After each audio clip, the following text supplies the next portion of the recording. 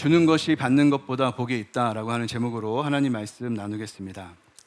올해 그 표 너무 오랜만에 뵙죠? 어색하네. 쉬니까 너무 좋습니다. 여러분 쉼의 기회를 주셔가지고 많은 분들 또 제 빈자리를 채우시느라 고생 많으셨는데 감사하고 또 배려해 주셔서 더 오래 할 수 있을 것 같아요, 목회를. 열심히 잘하겠습니다. 이번에 처음에 이제 표를 세울 때 그 표를 이렇게 했습니다. 성도는 성경을 보고 세상은 성도를 본다. 이 세상이 하나님의 말씀을 듣기 원하고 하나님 알기 원하는 마음이 우리 마음인데요. 세상은 성경을 읽지 않습니다. 세상은 하나님을 알 수 없고요. 세상이 하나님을 알고 하나님의 말씀을 들으려면 성경을 읽는 우리가 그 말씀을 전해야 하고 그 말씀을 살아내야 합니다. 그러니까 우리를 통해서 하나님의 말씀이 전해지는 거지 우리를 통과하지 않고 말씀이 전해지는 건 아니에요. 그러니까 우리가 성도가 하나님의 말씀을 잘 읽고 살아내면 그 말씀이 세상에 전해지고 그것이 하나님의 선교가 되는 것입니다. 그러니까 성도가 되는 것, 그리고 교회가 되는 것, 온전한 교회로 세워지는 것, 이것은요 사실 큰 의미에서 보면 하나님의 선교입니다. 사실 성경을 보면 가장 본질적인 선교라고 하는 건 뭐냐면 교회를 세우는 일입니다. 교회가 세워져야 하나님의 말씀의 공동체가 이 세상에 보이게 되는 거고, 그래야 하나님의 말씀이 전파되는 겁니다. 그러니까 우리가 선교지에 가서 교회를 세우잖아요. 선교사님 보내가지고 하는 게 뭐냐면 교회 세우는 겁니다. 교회를 세워야 하나님의 선교가 일어나는 거예요. 물론 선교지에서 교회만 세우는 건 아니에요. 우리나라에 들어온 선교사님들 중에 교회만 세우지 않았죠. 학교도 세웠고 또 병원도 세웠고 뭐 고아원도 세웠고 여러 가지 많은 사회 유익이 되는 일들을 했습니다. 그렇지만 이 모든 일들이 다 선교의 일환이지만 정말 궁극적으로는 교회를 세우는 것이 하나님의 선교입니다. 왜냐하면 주님은 그 교회를 세우기 위해서 자신의 아들을 이 땅에 보내신 거고, 그를 믿는 믿음의 공동체인 교회를 통해서 하나님의 복음을 확장하기 원하시거든요. 하나님의 그 선교의 핵심 전략은 교회입니다. 그러니까 우리가 교회를 온전하게 세워서 하나님의 복음을 전하는 일을 해야 하는 거죠. 선교적 교회라는 말을 많이 씁니다. 교회가 선교해야 된다는 겁니다. 교회가 선교적으로 변해야 된다는 겁니다. 요즘에 그런 말을 많이 써요. 근데 이런 말은 사실은 가슴 아픈 얘기예요. 왜냐하면 교회를 세웠지만, 교회 이름으로 우리가 모였지만 선교를 잘 하지 않기 때문에 우리 교회가 선교적으로 살아야 됩니다, 우리 선교적 공동체가 돼야 됩니다, 이렇게 말을 하는 거거든요. 근데 사실은 그런 말은 적당한 말이 아닙니다. 교회는 원래 선교적인 거예요. 교회를 세워가는 것 자체가 선교입니다. 교회를 통해 하나님은 복음을 전하고, 교회를 통해 하나님은 복음을 살아내고, 교회를 통해 하나님은 복음을 전파하거든요. 그러니까 교회를 세우는 것은 선교입니다. 그러니까 선교적 교회라는 말보다는 그냥 교회라는 말을 쓰면 돼요. 그러나 교회를 잘못 이해하고 오해하는 사람들 많기 때문에 우리가 어떤 교회를 세워가야 할까라고 말할 때 우리 선교적인 교회를 세워갑시다, 이렇게 말할 수 있는 거죠.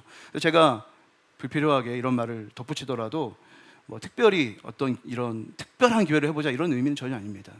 주님의 교회, 성경에 말하는 그 주님의 교회는 선교적 교회입니다. 여기서 말할 때 교회를 세우자 할 때 세상의 선교사님들을 통해서 교회 건물을 세우자 이런 의미는 아니에요. 주님이 교회가 이 마지막 시대에 하나님의 선교의 핵심 전력이다 라고 말할 때, 제가 말하는 그 교회를 세우자라고 할 때 이 교회는요 건물을 말하는 건 아닙니다. 물론 건물도 필요하죠. 학교도 건물이 필요하고, 또 병원도 건물이 필요하고, 고아원도 다 건물이 필요하고, 교회도 건물이 필요하죠. 그렇지만 교회의 핵심은 다른 것이 아니라 하나님을 믿는, 예수 그리스도를 믿는 신앙 공동체입니다. 예수를 믿는 공동체가 교회예요. 그러니까 무엇을 하든지 그 일을 해야 됩니다. 우리가 이곳에, 이 건물에서 이렇게 모여도 주를 믿는 공동체로서 우리가 훈련받고 말씀 듣고 성장하고 전도하고 이런 일을 해야 되는 거죠. 사실 학교를 세워도 학교도 교회처럼 운영이 돼야 됩니다. 그리고 병원도 교회처럼 운영돼요. 이게 우리가 해야 될, 기독교인들이 해야 될 일입니다. 우리가 회사를 다녀도 회사를 기독교인으로 다녀야 되는 거고, 회사를 운영해도 기독교인처럼 운영해야 되는 겁니다. 교회처럼. 하나님의 공동체죠. 우리는 교회를 세워야 됩니다. 그것이 하나님의 뜻입니다. 하나님의 선교의 일환입니다. 그러니까 우리는 교회를 세우는 일에 우리의 전 인생을 바쳐야 됩니다. 어떻게 교회를 세울 수 있을까? 우리는 어떻게 주님의 교회를 세울 수 있을까? 고민하다가 생각난 본문이 오늘 본문입니다. 오늘 본문의 배경을 잠깐 말씀드리면 바울은 에베소 교회에서 3년간 사역을 했습니다. 가장 오랫동안 사역을 한 곳이 에베소 교회예요. 바울이 2차 전도 여행을 갔을 때 에베소라고 하는 지역을 들렸는데 그곳에서 말씀을 전했을 때 엄청난 능력이 나타났습니다. 그러나 돌아오는 길이었기 때문에 그곳에 오래 머물지 못했고 3차 전도 여행을 갔을 때 그곳에서 오래 머무는 계획을 가지고 그곳에 오래 머물면서 말씀을 가르치며 에베소 교회를 세웠습니다.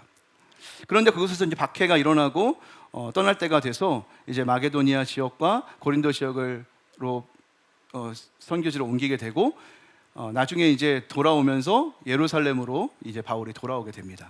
보통은 이제 안디옥 교회에서 바울이 파송을 받았기 때문에 안디옥 교회에서 선교 여행을 다 마치고 나서 안디옥 교회로 돌아가고 또 안디옥 교회에서 선교를 마치고 다시 돌아가고 이렇게 안디옥으로 돌아갔는데 이 세 번째 마지막 선교 여행의 종착지는 어디였냐면 예루살렘이었습니다. 왜냐하면 사도 바울의 마음에 예루살렘으로 돌아가야 한다는 마음이 생긴 거예요. 그 이유는 뭐냐면 여러 가지 이유가 있을 수 있지만 예루살렘 교회가 어렵다는 소식을 들었기 때문에 그래요.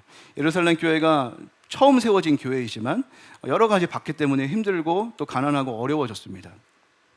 근데 이제 사도 바울이 여러 교회를 전도하고 선교하고 돌아다니다 보니까 예루살렘 교회가 어렵다는 소식을 들으니까 그곳에 가야 한다는 생각이 든 거예요. 그래서 이 복음을 통해서 세워진 교회들이 거둔 헌금을 모아가지고 예루살렘 교회에 헌금을 하는 것이 위로가 되겠다 이런 생각을 가지고 그곳에 가게 되는 거죠.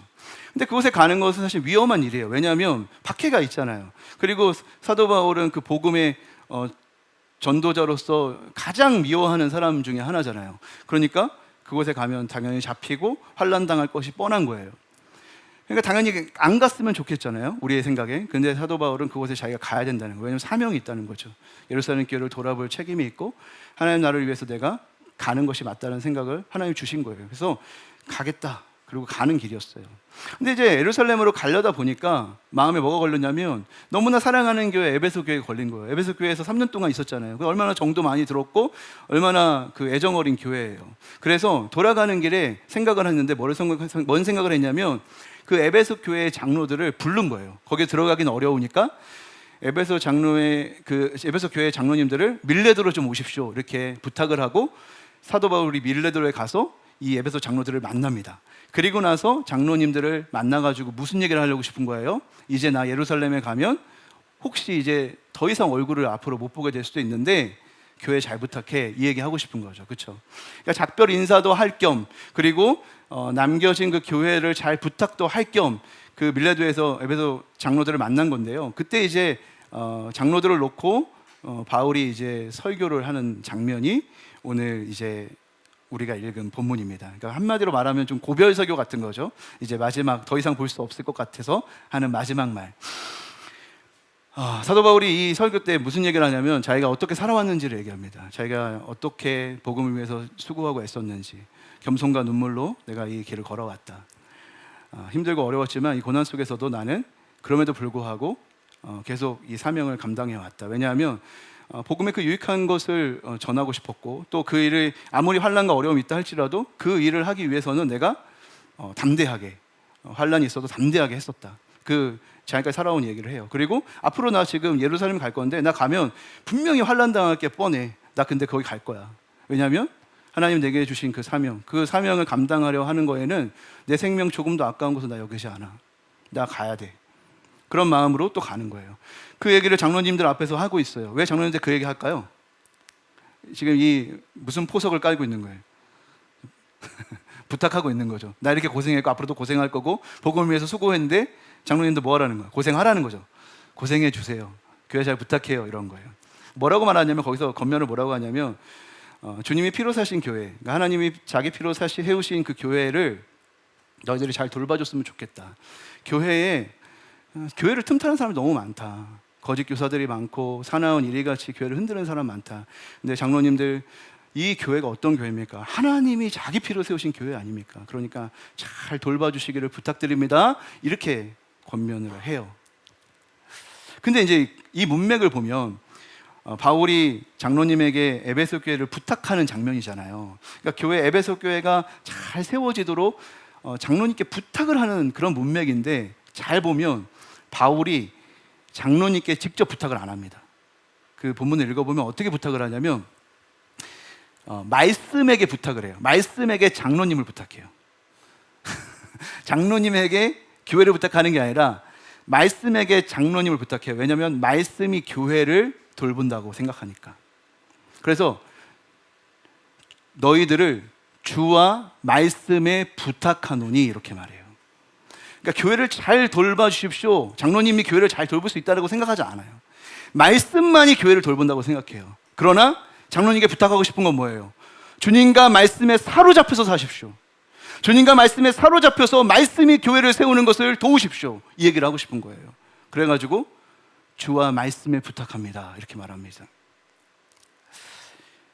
그러면서 또 바울이 이런 얘기를 해요. 나도 그렇게 살았어. 나도 여태까지 살아가면서 주님의 말씀에 붙들려서 환난과 어려운 고난 다 참아내면서 여기까지 살아온 거니까 그 말씀에 제발 붙들려서 살기를 바래. 이제 이 마지막 부탁을 하는 거죠. 근데 그 말씀, 교회를 돌보는 그 말씀, 장로님들이 붙들려야 할 그 말씀이 뭐냐? 사도 바울이 자기 자신도 붙들렸고 장로님들도 붙들렸으면 하는 그 말씀이 뭐냐? 오늘 말씀이에요.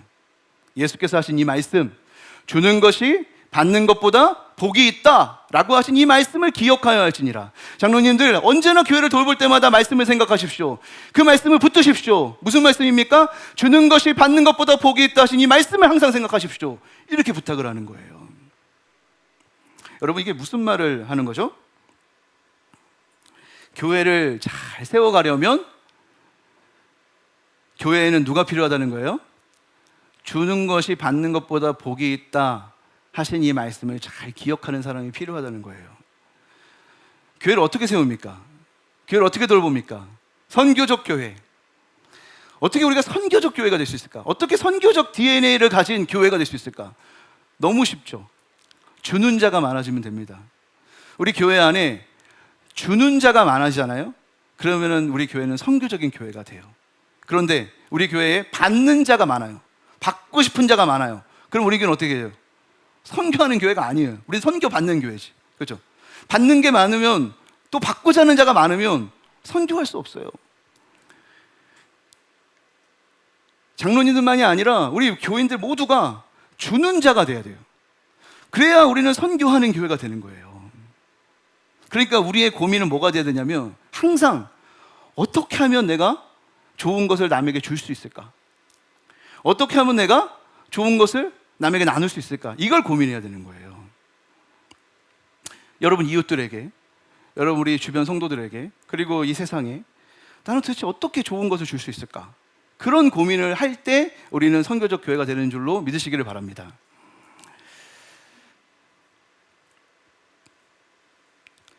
근데요,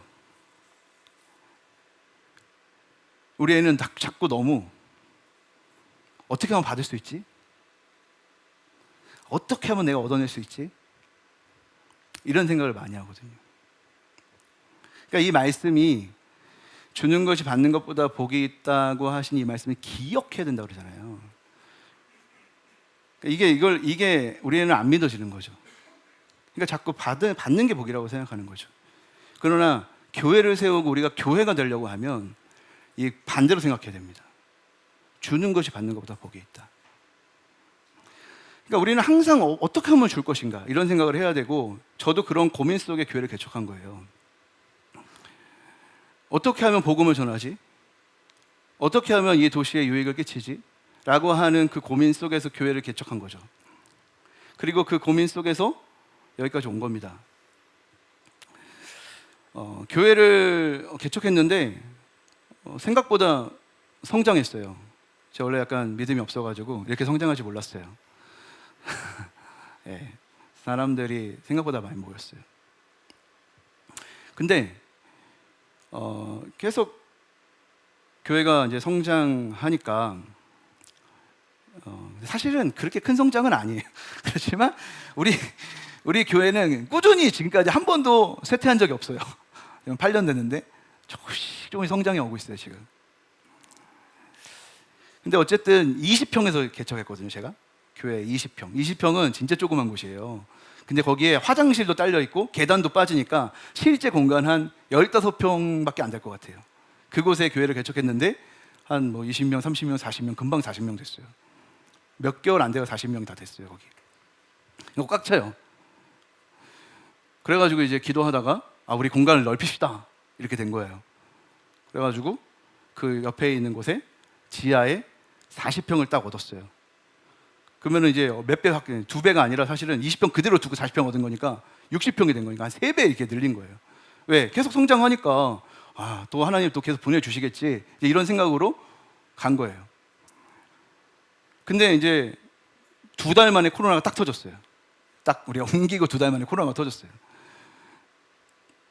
그러니까 이제 처음에는 금방 끝나겠지 이랬어요. 금방 끝나면 또 되겠지 이랬는데 계속 길어지니까, 그리고 계속 모이지 말래요. 모이라고도 말도 못해. 그러니까 막 이거 도대체 어떻게 해야 되지? 왜냐하면 우린 지출은 더 늘어났잖아요. 지금 지출은 늘어났는데, 그러니까 막 코로나 터졌으니까 옮기지 않았어야 되는데 막 이런 생각도 들고, 그래서 시간이 계속 지나니까 마음에 망할 것 같은데? 약간 이런 생각이 들더라고요. 교회가 망할 것 같은데 이런 생각이 들더라고요. 근데 여러분 이제 경험을 안 해보셔서 모르는데, 개척 안 해보셔서 모르는데, 교회를 개척하잖아요. 매 주마다 이 교회가 망할 것 같아요. 여기 모였던 성도님들이 다음 주 안 올 것 같아. 그런 악몽을 계속 꿔요. 근데 이제 코로나가 되니까 진짜 이게 정말 심각해지는 거죠. 근데 이제 제 마음에 너무 불편한 거 이제. 왜냐하면 망하면 안 되는데. 절대 망하면 안 되는데 이런 생각이 자꾸 드니까. 근데 망하면 안 되는데 만약에 망했어요. 그럼 얼마나 창피해. 그렇죠? 그만큼 창피한 일이 없는 거예요. 그래서 제가 생각을 고쳐먹었어요. 도대체 난 여기 왜 있지? 도대체 나는 왜 개척했지? 도대체 내가 여기 왜 있어야 하는 이유가 뭐지? 이렇게 사람 안 모여도 나는 여기서 예배 드려야 하는 이유가 뭐지? 이제 이런 생각을 하기 시작한 거예요. 그랬더니 하나님이 이 도시를 먹이라고, 이 도시에 복음 전하라고 나를 교회 개척시킨 거 아니에요. 근데 생각해 보니까 우리끼리 행복하고 우리끼리 밥 잘 먹고 너무너무 행복한 교회를 성장시켜 왔지만 이 도시에 유익을 끼치고 있나? 이런 생각이 들기 시작하는 거죠. 그리고 마침 사실 그러고 싶었을 때예요. 근데 이제 못하고 있었던 거죠. 그게 마음에 부담이 된 거예요. 그래서 망할 때 망하더라도 이 도시에 유익이 되는 교회, 망할 때 망하더라도 이 도시에 무엇인가를 줄 수 있는 교회, 이런 교회가 되겠다는 생각이 드는 거예요. 그래도 멋있잖아요. 망하더라도 멋있게 망해야 되겠다. 그래서 주다가 망하는 교회가 낫지. 망하지 않으려다가 망하는 교회보다 전사하더라도 멋지게 전사하자. 이제 이런 마음으로 생각해낸 사역이 삼천식당인 거예요. 삼천에서 말이 안 되는 겁니다. 사실 저의 인생에 말이 안 되는 식당이에요. 여러분, 저는요 정말 물 묻히는 걸 싫어해요. 저는 이게 요리 같은 건 너무 싫어하는 사람이고 설거지도 하기 싫어하는 사람이에요. 저는. 저희 아내가 증인인데, 근데 하나님이 그 마음을 딱 주시니까 이거는 무조건 해야 된다는 생각이 들었어요. 제가. 그러니까 거기 꽂히니까 막 음식도 배우고 하겠다 하니까 하나님 사람도 붙여줘서 식당이 만들어진 거예요. 뭐 그 과정 여러분 다 아시니까 생략하고, 너무 놀라운 일이 벌어진 거죠. 그런데 이 삼천식당이 너무 힘들어요. 정말 육체적으로 진짜 너무너무 힘들고, 그때 저희 아내랑 너무 많이 싸우고, 이러다가 도시를 먹이긴커녕 우리 애들도 못 먹일 것 같은 그런, 나 혼자 사는 것도 힘든 이런 상황이 막 오는 거예요. 내가. 그래서 육체적으로 너무 힘들어요. 근데 사실은 영적으로 너무 기뻤어. 내가 이런 일을 하고 있다는 이 정체성으로 보면은요 너무너무 행복했어요. 사실은 그때. 그래서 사실은 그 일을 할 수 있는 힘이 거기 있었어요. 근데 2년을 하는데 이제 코로나가 조금씩 이렇게 마무리가 되어 가잖아요. 그래서 제가 이런 마음이 들었어요. 이거 2개 다 하는 거 너무 힘든 일인데. 왜냐하면 목회가 이제 정상화 되니까 이제 목회적으로 해야 할 일들이 보이고, 그것도 해야 되고, 식당도 너무 좋은 사역이니까 이것도 그만두면 안 되고, 이런 2가지 생각이 다 들다 보니까 둘 다 해야 된다는 생각이 드니까 제가 막 너무 답답해가지고 못 하겠는 거예요, 이게. 둘 다 포기할 수 없으니까 이게 못 하겠는 거예요. 힘든 거예요. 그래서 제가 어떤 마음을 먹었냐면, 어차피 이거 둘 다 못 하니까 하나만 해야 된다. 그래서 내가 목회를 하고 나랑 정말 협력할 수 있는 목회자나 어떤 사람이 식당을 해서 같이 협력해서 이 사역을 해야겠다. 혹은 내가 식당을 하고 누가 목회를 해가지고 같이 이걸 해야겠다 이런 생각을 했어요. 그래서 사실 제가 두 가지 중에 계속 고민하면서 제 마음이 처음엔 어디에 기울었냐면 사실 식당하고 싶었어요.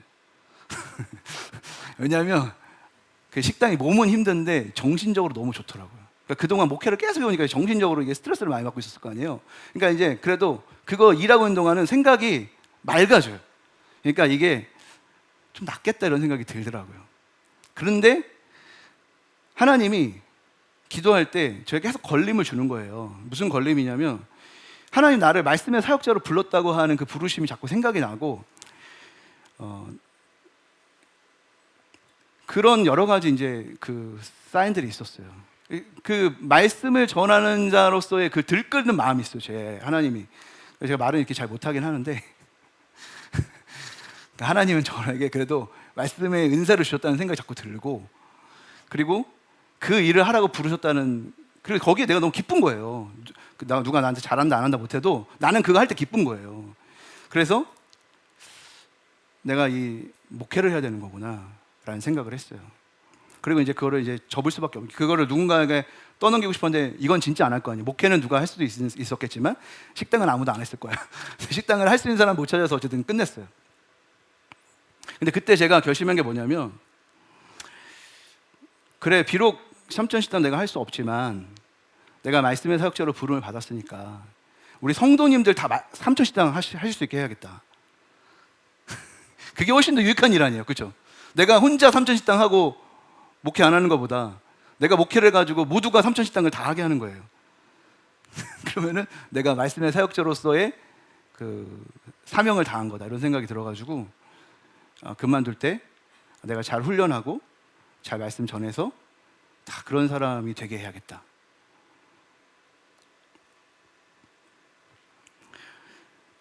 그런데 이제 그게요 쉽지가 않아요. 그래서 제가 여러분의 사업장이 다 삼천식당 같았으면 좋겠습니다. 근데 이제 사실은 똑같이 삼천식당을 하라는 얘기가 아니라 그 정신이 있잖아요.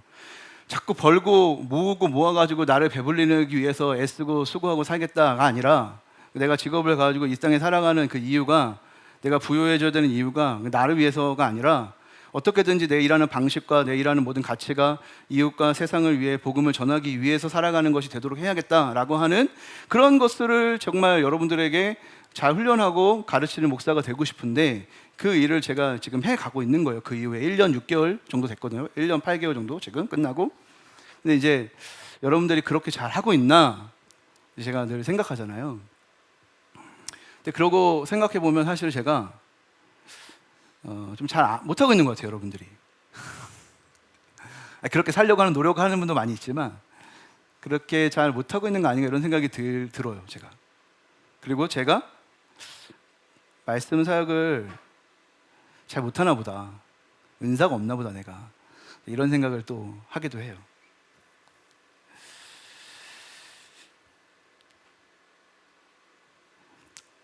제가 지난 그 수련회 때, 그 수련회 안 가신 분들은 모르시지만 이제 수련회 가서 기도회를 인도했는데, 기도회를 인도하다가 제가 이런 말을 했어요.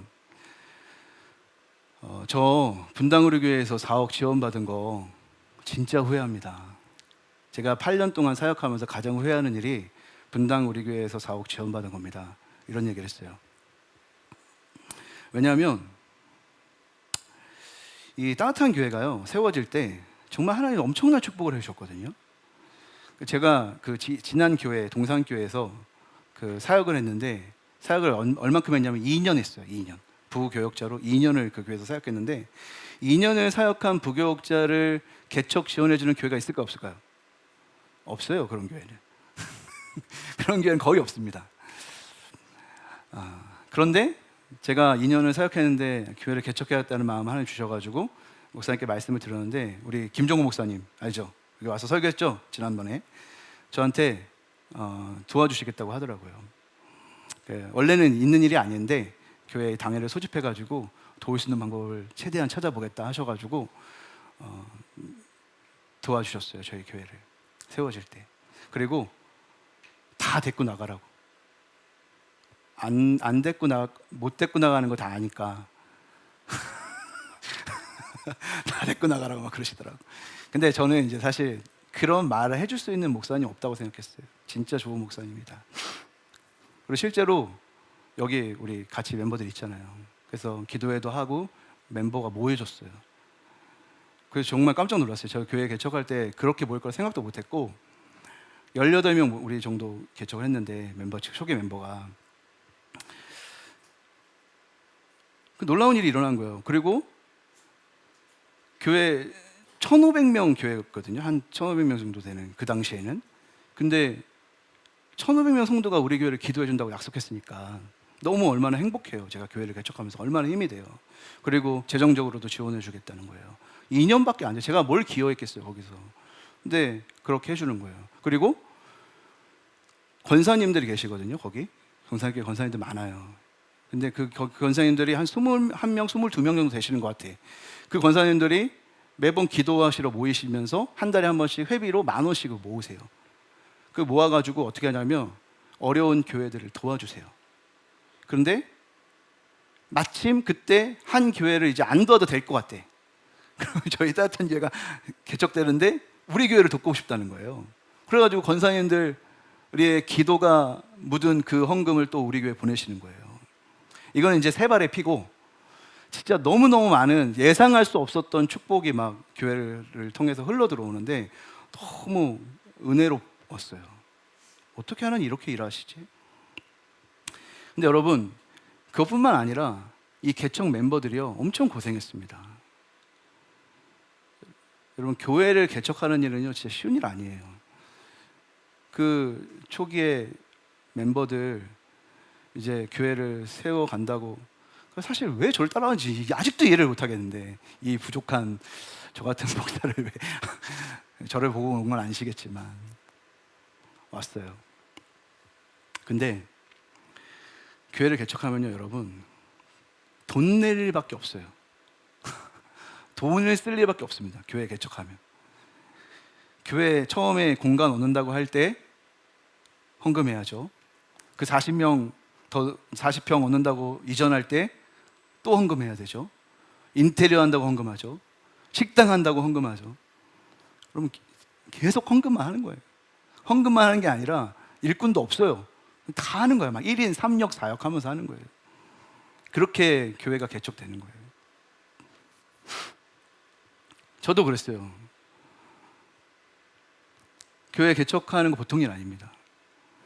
교회 개척할 때 돈 하나도 없었어요. 하나도 없으면 다행이야. 빚만 있어요. 근데 교회 개척해요. 교회 개척했어요. 애쓰고 고생하고 아니 빚을 갚아야 되는데 빚을 늘려가고 있으니까 교회를 개척한다 그러면서 말이 안 되잖아요 사실은. 그런 말도 안 되는 그런 일들을 했어요. 그러니까 엄청 고생한 거예요 개척 멤버들. 근데 진짜로 하나님이 우리가 수고하고 헌신하는 게 보이지 않을 정도로 하나님 복을 주시는 거예요. 내가 수고하는 게 보여지지 않게 하나님이 계속 복을 주세요. 우리 따뜻한 교회 그렇게 여기까지 온 겁니다. 그 하이라이트가 뭐냐면 분당 우리 교회 4억. 말이 아예 안 되는 거예요. 아니 누가 나한테 4억을 우리 교회 왜 4억을 주냐고요. 말이야. 저는 상상할 수 없었던 일이 벌어진 거예요. 내가 뭐 수고하고 애쓰고 우리 개척 멤버들이 애쓰고 수고하고 한 거를 이상으로 하나님 복을 주신다니까요.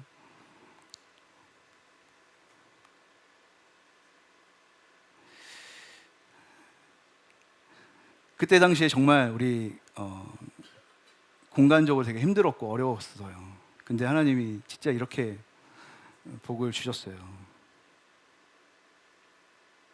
그때 4억 주셨을 때 우리 너무 고민했던 공간의 문제 해결하고 여기까지 왔고 지금 너무 좋아요 사실. 큰 공간, 깨끗한 공간. 제 사무실 안 가보셨죠? 제 사무실은 진짜 넓어졌어요. 그리고 책상이 막 올라갔다 내려갔다 막 이러고 난리 납니다 진짜. 너무너무 좋아요. 엄청난 복을 받았어요. 근데 여러분 우리가 분당 우리 교회 통해서 4억 받아가지고 복 받은 거 맞나요?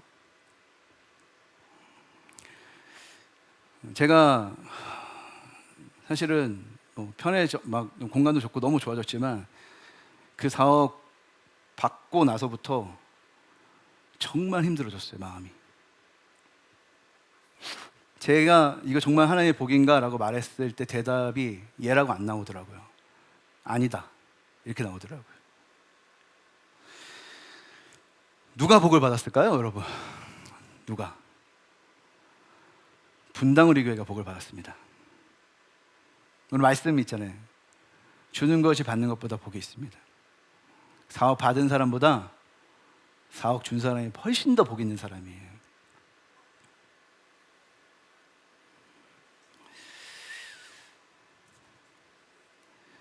감사를 잃어버리잖아요. 우리가 하나님이 우리에게 복을 주셨는데 그 복과 은혜의 감사를 잃어버리면 그건 저주입니다. 로또 맞으면 망하는 거 알죠? 제 마음이 안타까웠어요. 4억을 우리가 하나님이 주신 복이라고 믿지만, 당연히 복이지만, 그러나 그 이후에 우리의 모습은 참 부끄러웠다. 저는 이런 생각을 합니다. 정말 마음이 불편했어요. 왜냐하면 그 이후로부터 성도님들을 볼 때마다 성도님들의 그 마음의 상태나 영적 상태가 좀 뭐라고 할까요? 약화되는 것처럼 느껴졌어요. 헌신과 희생과 섬김, 우리가 수고하며 애써오며 이렇게 교회를 세워왔던 우리의 수고들이 약화되고, 물론 하나님 주신 복 때문에 기쁘지만 그 감사 때문에 더 헌신하고 더 수고하고 더 열심히 하나님 앞에 나아가지 못하는 모습들이 우리에게 있었고, 저 자신에게도 그런 마음이 있었던 것 같아요. 마음속에 계속 그랬어요. 이거 복 아니에요, 이렇게 말하고 싶었어요. 근데 그렇게 말은 할 수 없잖아요. 근데 마음이 계속 불편했어요. 제 마음에. 그래서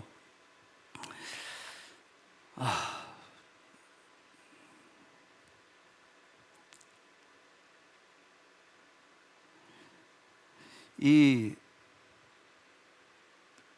주지 그 주고 헌신하고 이렇게 하는 게 싫어지고 보상 받으려고 하는 내 마음을 자꾸 느끼게 되니까 너무 마음이 불편하더라고요. 더 헌신하고 싶지 않은, 그러니까 이런 거 있잖아요. 하나님이 그동안 내 수고를 다 아셨구나. 내가 그동안 고생했으니까 하나님이 다 이렇게 복을 주셨구나. 이런 마음이 자꾸 들어오고, 더 헌신하고 더 수고하고 더 힘쓰고 더 애쓰고 하는 일들은 자꾸 내 마음에서 자꾸 멀어져 가요. 저 자신이 그러더라고요. 근데 그것이 성도들의 마음이었고 제 마음이라고 생각하니까 자꾸 불편해지는 거죠. 그러니까 복이 아닌 것 같은 거예요.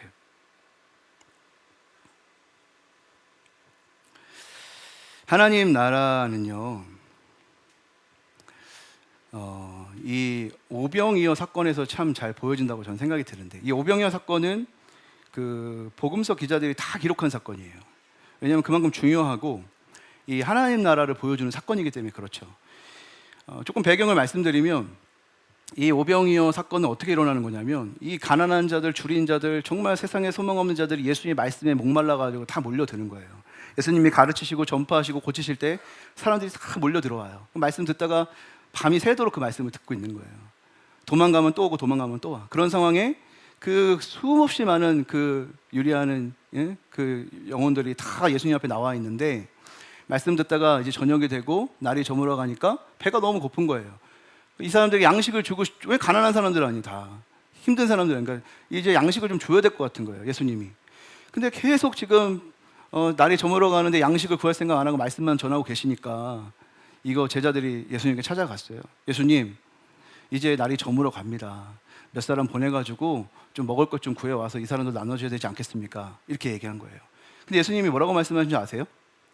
제자들한테 너희가 먹을 것을 줘라, 이렇게 얘기해요. 무슨 말이에요? 이게 무슨 말이에요? 아니 지금 나 돈 하나도 없는데 이 사람들 다 먹이려면 2만 명인데 거의 200데나리온 정도는 최소한 있어야 되는데 이 사람들을 나보고 먹이라고? 예수님이 지금 엉뚱한 말을 하고 있는 거예요. 근데 예수님이 뭐라고 말하냐면 제자들한테 너희가 먹을 것을 줘라, 이렇게 말을 합니다. 예수님은요, 왜 제자들에게 너희가 먹을 것을 줘라 이렇게 말했을까요? 이 오병이어의 사건은요, 놀라운 기적이에요. 왜냐하면 그냥 그것이 2만 명이 함께 먹을 것이 있었기 때문에 기적일 뿐만 아니라 하나님 나라를 보여주는 기적이기 때문에 그래요. 왜냐하면 이 가난하고 힘들고 어려운 자들이 하나님이, 주님이 공급하시는 그 음식을 통해서 함께 먹고 함께 공급받으면서 형제가 되어가고 서로가 형제됨을 느끼는 이 천국의 어떤 모형을 맛보아하는 거거든요. 그래서 굉장히 놀라운 기적인데, 하나님 나라를 이렇게 만들어가고 싶다는 거예요. 이 세상에 가난하고 어렵고 힘들어하는 사람들이 다 주님의 말씀과 주님의 능력의 공급을 받아서 하나님 나라의 잔치에 초대되는 일을 하나님이 하고 싶다는 것을 명확하게 보여준 사건이 이 기적이거든요. 그런데 여기에 정말 중요한, 빠져서는 안 되는 굉장히 중요한 원리가 하나 있는데, 주님이 과연 하나님 나라를 도대체 어떻게 만들어 가시겠냐 이거예요. 성경을 읽어보면 여러분, 하나님이 하나님 나라를 어떻게 만들어 가고 싶어 하신지 아세요? 하나님의 동역자들과 함께, 주님의 제자들과 함께 그 일을 만들어 가고 싶어요. 그러니까 주님이 혼자 하고 싶어 하지 않고 주님의 사람들과 함께 하고 싶어요. 그래서 교회를 세운 거예요. 제자들이요, 지금 주님, 이 먹을 것 없는 사람들에게 주십시오 라고 이렇게 요구했잖아요. 근데 주님이 왜 이 제자들한테 너희가 먹을 것을 줘라 라고 했냐면, 예수님이 줘야 되는 거 맞잖아요. 근데 왜 제자들에게 줘라 했냐면, 제자들은 줘야 하는 사람이기 때문에 그래요. 주는 자가 되어야 할 자들이 제자들이기 때문에 너희들이 줘라 이렇게 말하는 거예요. 그럼 우리가 논리적으로 생각할 때 없잖아요. 없는데 어떻게 줍니까 주님? 주님이 나에게 주셔야 내가 줄 거 아닙니까? 이렇게 말할 수 있잖아요. 근데 주님이 그거를 알아요 몰라요? 우리가 없다는 걸 알아요 몰라요? 알아요. 근데 줘라 이렇게 얘기해요. 저 지금 기껏해야 보리떡 5개와 물고기 2개밖에 없는데 이거 준다고 해가지고 2만 명이 코에도 못 붙이고 도움도 전혀 안 됩니다. 싸움만 일어납니다. 그리고 작은 거일수록 많이 모아야지 종잣돈이 돼가지고 막 굴러가지고 막 경제적인 법칙에 의하면 돈을 벌 거 아닙니까? 주님, 세상을 몰라, 경제를 몰라, 이런 생각이 들잖아요 우리가. 그죠? 그런데 주님이 뭐라고 하면 그거 다 아는데, 그 작은 거 네가 가진 거 줘라 이거. 왜? 주님이 하나님 나라를 만들어가는 것은 하나님의 제자들과 함께 주는 자가 되게 하려고 하는 거거든요. 그 하나님 나라를 같이 만들어가고자 하는 거거든요. 주님이 보시기에 제자들은 있어요. 제자들은 자기가 줄 게 없지만 주님이 보기에 제자들은 줄 게 있어요. 과연 주님이 보기에 제자들이 뭘 줄 수 있다고 생각했을까요? 제자들에게 있는 게 뭘까요? 제자들에겐 예수가 있는 거예요. 예수가 제자들과 함께하고 계시잖아요. 제자들이 아무리 많아도 그것을 가지고 이 사람들 다 먹이고 이 사람들에게 하나님 나라 만들어 줄 수 없어요. 우리가 줘야 하는 거, 제자들이 줘야 하는 건 뭐냐면 예수가 우리에게 주는 거예요. 근데 우리의 인식에 뭐가 잘못되어 있냐면 예수가 없다고 생각하는 거예요. 우리가 줄 것이 없다고 생각하는 거예요. 우리에게 예수가 있기 때문에 우리는 줄 것이 있어요. 우리 안에 무한한 자원이 있기 때문에 줄 것이 있어요 라고 생각하지 못하는 거예요. 우리가 주는 자의 정체성을 잊어버리고 자꾸 뭔가를 얻어내야 하는 그런 정체성으로 살아간단 말이에요. 이거는 주님의 제자의 모습이 아니라는 거예요. 주님을 믿는다는 건 뭐냐면 부자가 된다는 뜻이에요. 주님을 믿는다는 건 예수로 부자가 된다는 거예요. 예수 때문에 배부르는 자가 예수 믿는 자입니다. 그런데 우리는 자꾸 받는 자의 정체성을 하려고 그래요. 뭔가 받아내려고 그래요, 주님께. 주님이 주님 자신을 주셨는데 우리는 자꾸 뭔가를 달라고 그래요. 주님, 제가 주면 이번에 한번 이 사업 한번 제대로 한번 하나님 터뜨려 주시면 제가 제대로 한번 헌신하겠습니다. 하나님, 제가 이번에 잘 이렇게 해주시면 제가 진짜 이렇게 헌신하겠습니다. 여러분, 그렇게 해가지고 헌신하는 사람 봤어요, 못 봤어요? 하나님 축복해 주셔가지고 그 축복 때문에 헌신하는 사람 봤어요, 못 봤어요? 잘 없습니다, 그런 사람. 왜 그런 줄 아세요? 그게 원리적으로 그게 맞아요. 왜 그러냐면 하나님보다 돈을 더 사랑해. 하나님보다 축복을 더 사랑해. 그러면요, 보세요. 논리적으로 축복을 받으면 하나님보다 축복이 더 사랑하면 하나님의 말씀을 어길까요, 안 어길까요? 약속 어길까요, 안 어길까요? 어길 수밖에 없죠. 이게 더 좋은데. 하나님 축복하시면 헌신하겠습니다?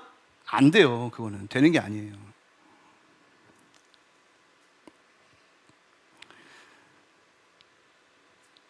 주님은 우리가 있다고 믿어야 된대요. 왜냐하면 내가 너와 함께하고 있거든. 너가 지금 내가 너와 함께하고 있는 거 알아야 돼. 너가 주면 얼마나 줘?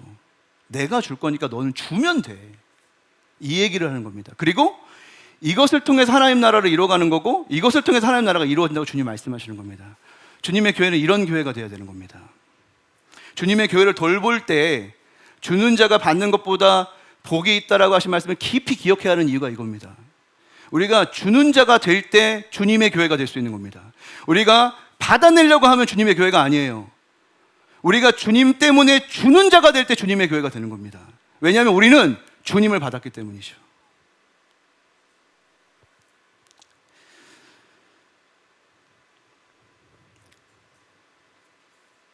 제가 4억을 받았을 때 이런 질문이 생겼어요. 그래, 뭐 어려운 교회를 돕는 거 좋아. 분당을 위해 우리 교회 돕는 거 너무 좋지. 근데 왜 4억을 도와줬을까? 이게 질문이 우리 같이 지원 받게 되게 선정된 목사님들이 질문이기도 했어요. 근데 분당을 위해 이제 같이 가가지고, 근데 왜 4억을 지원해 주시는 거예요? 5억도 아니고 3억도 아니고 4억이라고 하는 금액에서 도대체 어디서 나온 거예요? 이제 궁금하잖아요. 우리는 왜 4억을 지원하는지 모르잖아요. 그래서 왜 4억을? 그러니까 대답이 뭐냐면 뭐 특별한 생각은 없대요. 그냥 특별히 그냥 뭐 얼마다 이렇게 한 게 아니라 그냥 대충 한 4억 이렇게 결론이 났다. 이유를 몰라요. 지금도 왜 4억을 지원해 줬는지를 몰라요. 저는 이제 4억을 지원받았을 때 진짜 깜짝 놀랐어요.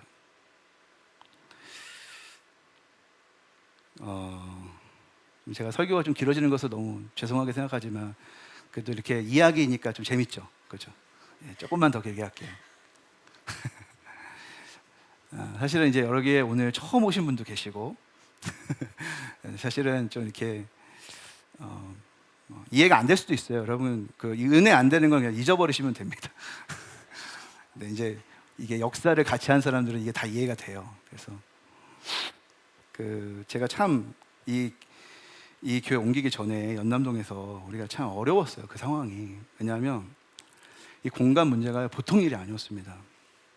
주차도 안 되고 애기 막 데려다 주려고 하는데 그 정차도 잘 안 돼가지고 막 돌아다니다가 그냥 가버리는 사람도 있었고, 교육 공간이 없어가지고 5층에 파티룸이 생겨서 파티룸을 빌려가지고 이제 예배를 드리는데 입시라고 퇴실 시간에 청소를 해야 된다 그래가지고 그 청소 때문에 막 11시가 됐는데 11시 10분, 20분 막 기다려가지고 들어가고 막 그랬어요. 그리고 어떤 날은 이제 그 파티룸에 연말이 되면은 돈을 비싸게 받거든요. 근데 우리는 이제 계약을 오래 했기 때문에 똑같이 줘야 되는데 이분들이 이제 손님을 받아야 된다고 이번 주는 안 된다는 거예요. 연말이라. 그래가지고 그때는 또 갑자기 강제적으로 통합 예배 드리는 거예요. 그러니까 진짜 말이 안 되는 상황. 그러니까 우리 운영위원들이 이거 안 된다. 공간 찾자. 그리고 막 찾아다닌 거예요. 연남동을 막 누비고 마포구를 누비면서 공간을 찾아다녔어요. 근데 우리의 가격에 맞게, 우리의 공간에 맞게 나오질 않아요. 공간이 괜찮으면 가격이 안 되고 가격이 괜찮으면 공간이 안 돼요. 그러니까 아무리 찾아봤자 아무 소용이 없어요. 정말 답답했어요, 그때. 근데 그때 제 마음에 어떤 마음이 들었냐면 교회 사야겠다. 교회를 이 임대 생활을 계속할 수 없다. 임대 계속하다가는 죽을 것 같다. 이런 생각이 들어가지고 너무 스트레스 받아가지고 사자 이런 생각이 들었어요. 근데 이제 그 이유가 뭐냐면 또 임대를 이렇게 알아보는데 부동산 아저씨가 또 수완이 좋잖아요. 쓱 이거 한 번만 보래요. 봤는데 한 100평을 보여주시는 거예요. 100평. 100평을 보여주시는데 이거를 매매가 나왔다는 거예요. 저 임대 알아보고 있다고요. 그랬더니 이거 사시면 너무 좋을 것 같대. 그 장로님이세요. 그 부동산 하시는 분도. 근데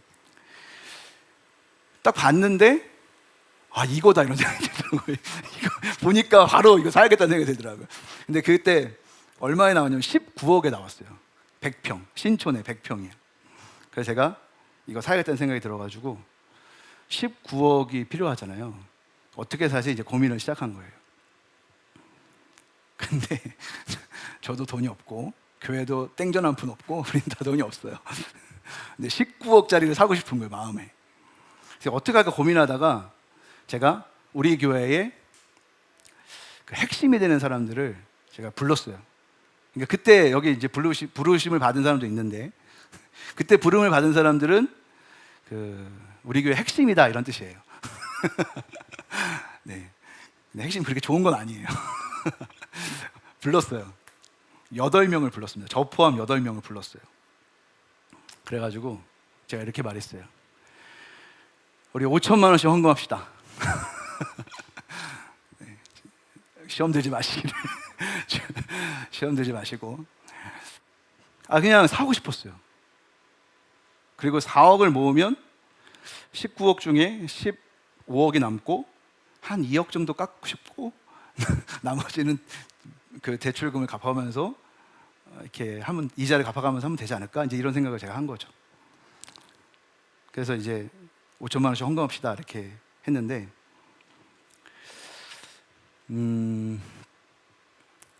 제가 이제 그런 생각이 들었어요. 사실 쉽지 않은 일이잖아요. 쉽지 않은 일이기 때문에 모두가 동의하지 않으면 사실 할 수 없다 이렇게 생각했어요. 그래서 만약에 여러분들 이제 갑작스러울 텐데 저는 이렇게 하고 싶은데 그래도 여러분들이 다 기쁜 마음으로 이걸 해야지, 한 사람에도 이거 시험 들면 이거 할 수 없다. 그리고 만장일치가 안 되면 나 이거 안 하. 우리가 거기 가는 게 뭐가 중요하냐. 사실 잘해보려고 하는 건데 이것 때문에 우리가 안 되면 안 된다 이런 생각을 해가지고 만장일치가 되면 하겠다 이렇게 했어요. 그래가지고 이제 제가 기도해보라고 하고 이제 물어봤는데 결국 만장일치가 안 됐어요. 그래가지고 제가 이제 5천만 원 세이브했죠. 근데 너무 놀라운 건 뭐냐면 진짜 이제 그 이후에 우리가 좀 실망했잖아요. 사실은 저도 실망했을 거 아니에요. 뭐 임대도 안 되고 살 수도 없고 막 이러니까 답은 없고 그냥 계속 그냥 하는 거예요. 막 그냥 거기서.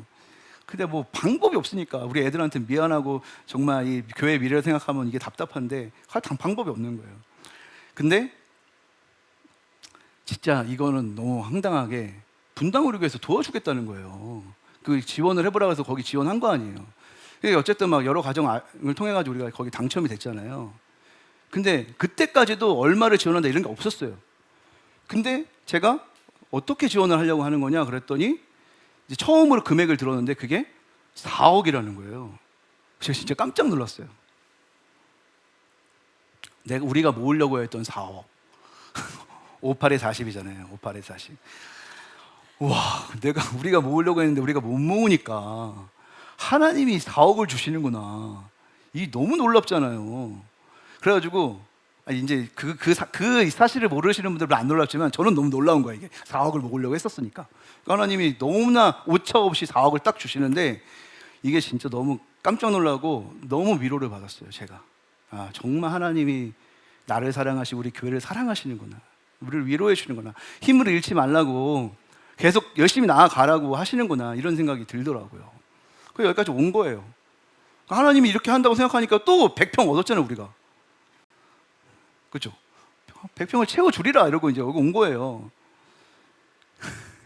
근데 여러분, 지금 제가 이게 복된 것으로 생각해야 되는데 시간이 지금 1년 한 6개월 정도 지났거든요. 근데 이게 복된 거라는 생각이 자꾸 안 들어요. 하나님 분명히 복을 주신 게 맞고 지금까지, 그런데 내 마음에 계속 부담이 되는 거예요.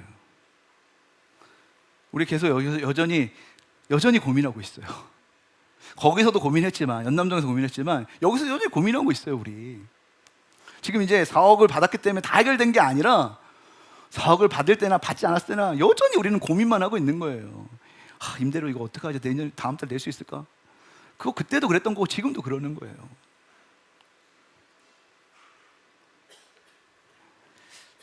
제가 계속 고민하다가 제가 하나님이 사실은 이런 마음을 주시더라고요. 처음에는 이 4억이요. 우리가 4억을 못 모았기 때문에 하나님이 우리에게 4억을 주셨다고 생각했었어요. 처음에는. 근데 그게 아니더라고요. 자꾸 하나님 나한테 어떤 마음을 주시냐면 그 4억 있잖아. 니네가 모았어야 돼. 네가 헌신하고 네가 수고했어야 돼. 그게 복이야. 이 마음을 주세요. 4억 받은 게 복이 아니라 니네가 4억을 주는 게 복이야. 자꾸 주세요, 이 마음을.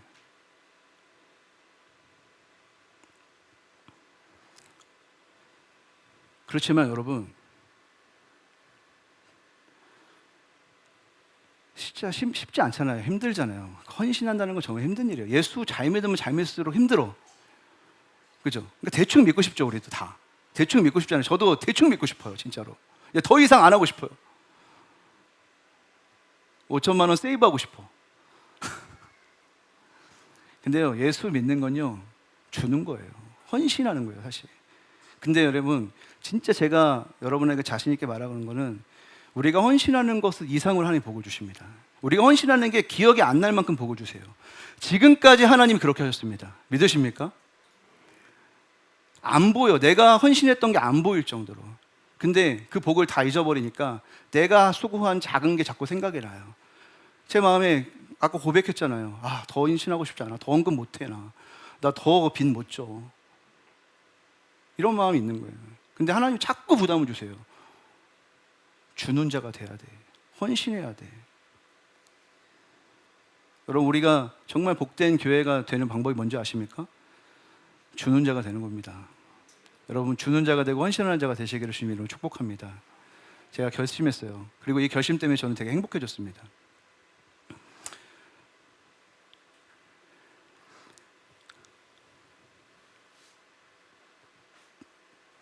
건축헌금 해야겠다. 제가 결심했어요. 5천만 원 원래 헌금하자고 했었던 거 나 헌금해야겠다. 제가 5천만 원 헌금할 겁니다, 교회에.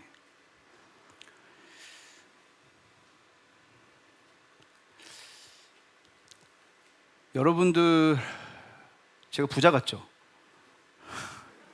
제가 이렇게 멀쩡하게 생겨가지고 되게 부자 같죠? 여러분, 제가 500만 원도 없고 마이너스 인생을 살고 있는 사람이에요. 그래도 교회 개척했고 주면서 살았고 주면서 살았고 주면서 살았습니다. 물론 하나님이 복 주셨기 때문에 그렇게 된 일이지만, 그러나 어디 가서 구걸해 본 적 없어요. 5천만 원 있겠지. 있으니까 저렇게 말하겠지. 여러분, 이렇게 혹시 생각할 수도 있는데요, 여러분. 정말 여러분, 우리 가족은 다 알아요. 저는 이제 죽었어요. 이제 끝나고 나 내려가는 순간 우리 아내 전화 올 거고 우리 어머니 전화 올 거고 다 난리 납니다, 저는 지금. 근데 여러분, 제가 이 결심을 하기까지 오래 걸렸어요, 사실은. 결심하는 게 어려워요. 근데 내가 이거 결심하고 나니까 엄청 행복해졌습니다. 제가 너무너무 행복해졌어요. 이거 딱 결심하고 나서. 하나님이 하실 일이 너무 기대가 돼요. 제가 생각했을 때 우리는요 8억 모아야 됩니다.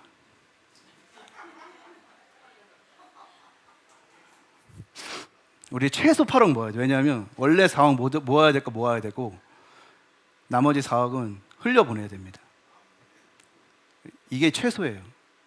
우리가 정말 복된 교회 되려면 우리 4억 모을 뿐만 아니라 4억 흘려보낼 수 있는 돈 8억 모아야 돼요. 그리고 하나님 앞에 우리가 이거 결단하고 가면 8억은 보이지 않을 정도로 하나님 축복하실 거다. 제가 확신합니다. 500만 원도 어렵지만 사실은 제가 5천만 원 헌금하겠다고 결심할까 정말 고민 많이 했지만 할 거예요. 어떻게든지 할 거예요, 제가. 평생 하겠다는 거 아니고 평생 5천만 원 이게 아니라 제 마음속에 기한은 10년, 그러니까 우리 교회 10년, 2년 8개월 남았어요. 정확히 계산해 보니까 10주년 때는 우리가 뭔가를 해야 된다.